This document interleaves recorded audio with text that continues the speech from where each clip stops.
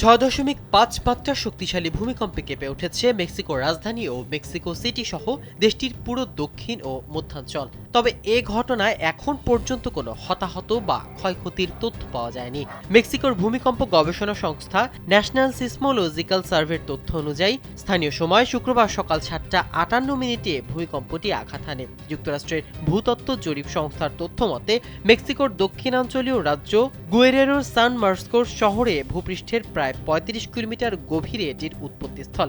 Sandalina so, রূপচর্চায় আভিজাত্য। এদিকে ভূমিকম্পের সময় শুক্রবার সকালে প্রেসিডেন্টের সরকারি বাসভবন ন্যাশনাল প্যালেসের হলকক্ষে এক সংবাদ ব্রিফিং করেছিলেন মেক্সিকোর প্রেসিডেন্ট ক্লডিয়া শিনবাউম। ব্রিফিং চলাকালেই ভূমিকম্পের সতর্কতামূলক অ্যালার্ম বেজে ওঠে। তখন প্রেসিডেন্ট, সাংবাদিক ও উপস্থিত অন্যান্যরা নিরাপত্তার স্বার্থে দ্রুত হলকক্ষ ত্যাগ করে।